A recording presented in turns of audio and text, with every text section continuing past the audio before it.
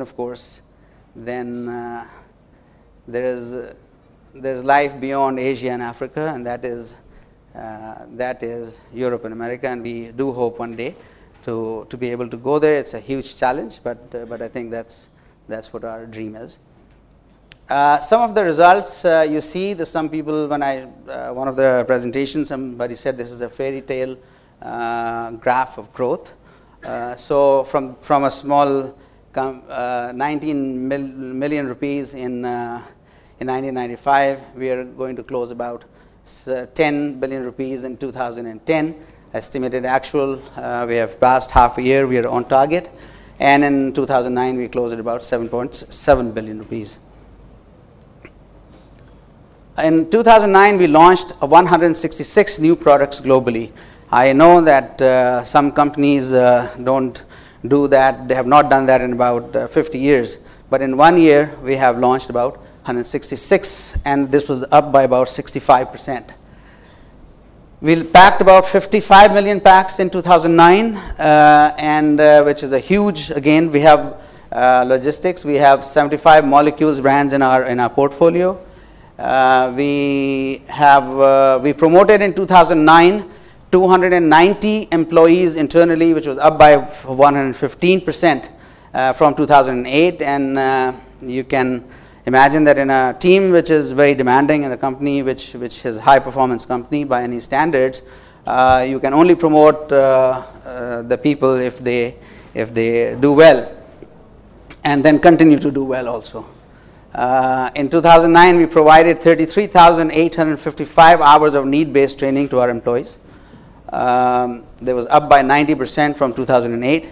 And in 2010 and 11, we think that these hours were not enough, and we perhaps both in qualitative and quantitative, because training has to be derived from performance management, from what the people need. So we plan to improve that process.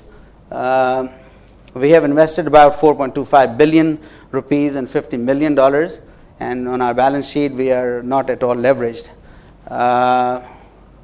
We have SAP, one of the most complete integrated SAP there is in this country. We have bought every single module from Mr. Sohail Wajahat,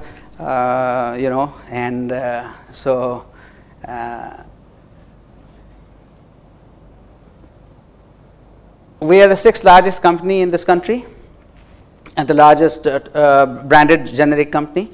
When we started, there were 200 companies, and we were ranked 2nd from the bottom, so we were 198th, and now we are ranked 6th largest. The big multinationals are merging every year, so they're making it very difficult to move up. We are the single largest exporter. I shared this with you. We have received for the last 5 consecutive years the Prime Minister's trophy for exports. In Philippines, our IMS ranking is 17th. We are the 17th largest company in Philippines. Every single pack that is sold in Philippines is exported from our factory in Karachi. And I have to share that with you, even though my colleagues from Philippines are sitting here. When we first started, they said, "Are you going to go to Philippines? Pakistan does not have a very good brand image." And our view, we discussed this in our meetings, and our view was, listen, the brand image comes from your work, from the quality of your product, from the quality of your service. So people do not have biases. By and large, people do not have biases. People are fair, a customer, a client is always very fair. Whether it is, I lived in the United States, and the most ardent nationalists in the United States, the most right-wing people who waved the flag every single minute of the day, were buying Datsuns and Toyotas, because the Ford did not deliver, the GM did not deliver. The GM broke down in about 6 months, and the rest is history. So my senior thesis was in the automotive industry, so I'm particularly passionate about it. So we said, no, we will provide a good product at a good price. We'll train the best people. They will go to the doctor's offices. They'll provide the best service possible, and it has to be better than the best. It has to be twice better than Pfizer. It has to be twice as good as GSK. And I think the rest is history. In 5 years, out of 600 companies, we are the 17th largest company in Philippines. In Vietnam, which is a particularly different country, a very beautiful country, we are the 46th largest company in a short period of 5 years or 6 years. In Sri Lanka, we're the 23rd largest, and because of our growth, this year will be the IMS will rank us as the 10th largest company in Sri Lanka. In Kenya, we are again the 25th largest company. Because of our growth, we expected to climb 15 rankings this year and get to in end of 2010 is about 10th largest company in Kenya, and so on and so forth. So in Afghanistan, we are the second largest pharmaceutical company. Also a country which is particularly challenging to work in, but I think that's the real challenge. That if you how did we often asked, and I think the network asked us, how did we achieve our leading position in the pharma industry in a short period of time? I'll just share with you our real gut feelings, what we did, and it may not be too academic at this time because all the academia was sitting here and we heard wonderful things from them. I'll just share with you just some down to earth things. First of all, when we had a vision at the time of formation in 1995, there were 200 companies, and at the time, and we just acquired a small company with a broken, rundown plant, and with not much systems, and other compliant issues. And we said, what will we be in about 10 years? And we said we'll be one of the top 10 pharmaceutical companies of Pakistan. People laughed at us, but we said, well, let's give it a try.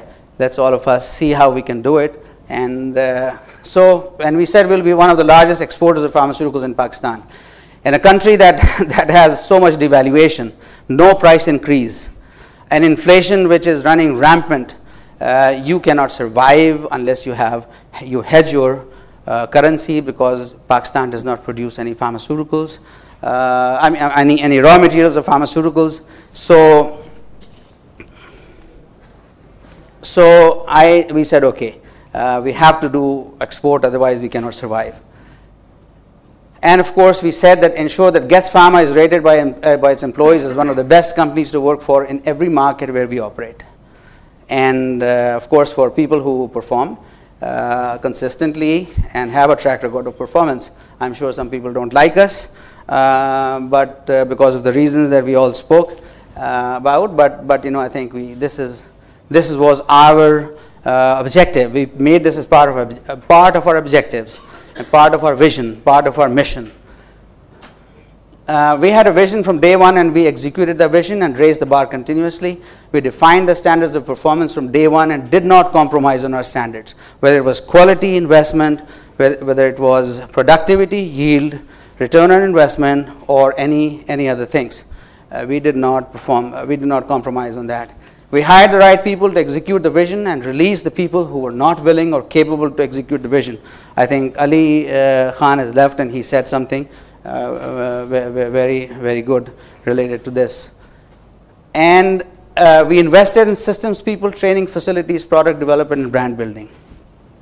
We followed a philosophy of reward and recognition, promoted staff based on performance and willingness to take additional responsibility to the best of our ability. I think there has to be a burning desire in you that you will promote people based on performance and recognition, and not on nepotism, so widely rampant in our country that it's So ministers would call us and say, you hire this guy.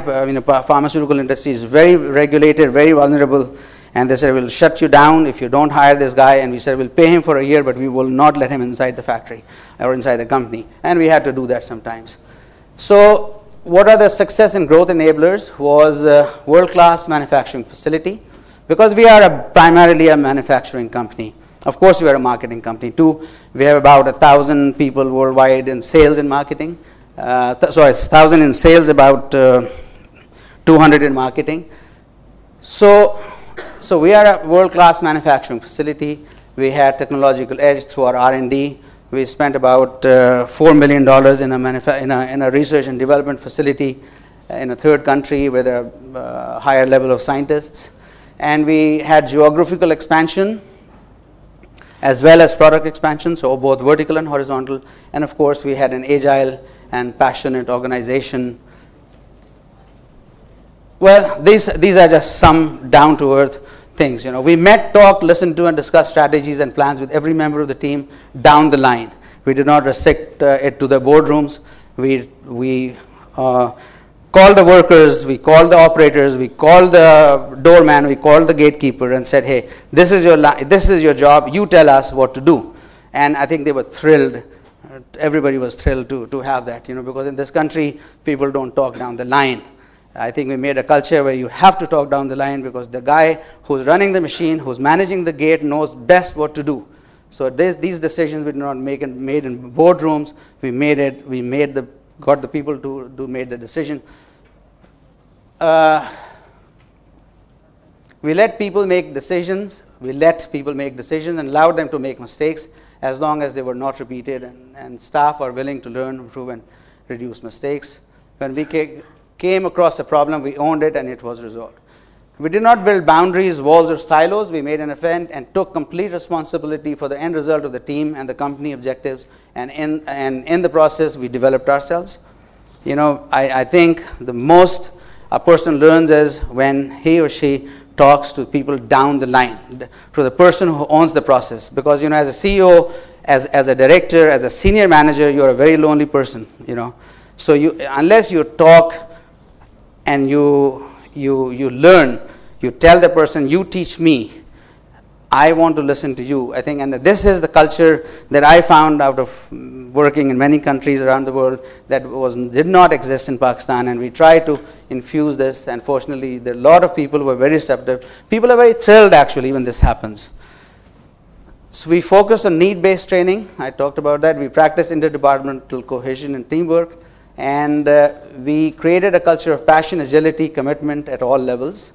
We shared key strategies, plans, information, results regularly with senior members of our team. And we also did it with every team member down the line. So this is a country which is, I think, and around the world, I think, that's not just in Pakistan, I've seen people are kind of very possessive of information, very afraid to share information, numbers. Or the plans or strategies. I think if plans and strategies were to be read, everybody would be successful because all the books have been written about plans, strategies, and numbers. So we shared the numbers with everybody down the line, down to age 4, and I think they took ownership. Like I said, our vision is to be top 10 branded generic companies of the region. And just the last 5 slides, the thing is that I'll just go very fast because my time is over. We also, one of the vision is to serve the communities by supporting noble endeavors in the areas of healthcare, education, preservation of culture, and our cultural heritage and environment, which is eroding very, very fast. So what do we need to do? One of the things, and I learned this from Jack Welch, is agility, but I have to share with you that some really important, what is an agile organization, and I think we strive to somehow build at every level, and has to start from the top. It has to go from the bottom. Every organization's biggest challenge is the person at the bottom rung of the ladder is agile and passionate about the organization. So its people have ambition to be the best and they set very high standards or goals for themselves. It has strong technology and systems. It's continuously redefining its markets. It has empowered people, and of course, it is better said than done. These are. I hate cliches and I hate to reproduce cliches, but I think these are not really cliches. These are some of the things that if a company does, it can turn around and it can do wonders. And of course, the famous 5 levers of agility are. These are not from the book. These are our organization. We sat down and we said, okay, what is vision, or let's say what is velocity, and we wrote down. And because we wrote down, our team wrote it down themselves. They then owned it, and then It's very important. These are the right speed and the right